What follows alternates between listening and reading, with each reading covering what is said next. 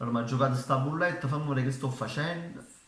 Mettilo scuola, mettilo scuola. Ah, sta buscando Catania. Mi scusate, mettilo scuola. Che mi scusa. Mettilo. Ah, mo ti aspetto ospitale. Basta, mettilo scuola. Che tieni come sponsor Catania? Chupa Chups. Ma che le dopo un po' di gioco fare? Triadella, vero? Ma è schifo. Già dice, perché non si c'è multe, e si andava a dire battere. Ah, la scafatese sta giocando in casa. E infatti hanno a poco un casa che ha capito il muro qui. Signore, guardate che c'è un moschino dietro la maglietta. E infatti l'ha schiattata. In questo caso si può dire che non solo scafata era da festa, ma pure la signora ce la sta facendo. Anzi, non ti ha fatto niente. Si può dire che tu sei il Catania e essa è l'Etna. E infatti 3-4 loro l'Etna mandano la signora e essa l'Etna porta all'ospedale.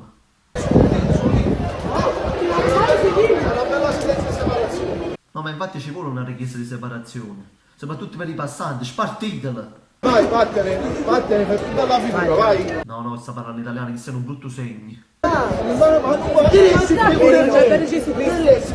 me figurine. Tu si mi ha figurine. No, ragazzi, non litigate, la figura di merda l'avete fatta tutti e due, va bene? La scafata, ma non è male. La cultura scafata, ma non è male. Mano in mano, lo vedi come dice Finizio, le mani, tutto comincia sempre con le mani. E tutto finisce sempre con le mani. Non ti metti nemmeno un po' per donne. Ah, dalle parole della signora ho capito che calciatore è allora. Lodi. Basta. La butto fino a capo, dice basta. Tu sei prima queso, sei tu. Cazzo tu, ma la La tanguaia, che bestemmia, mi raccomando, fai gli scongiuri, fai le corna, fai le corna. Non state fermi, non fa ridere.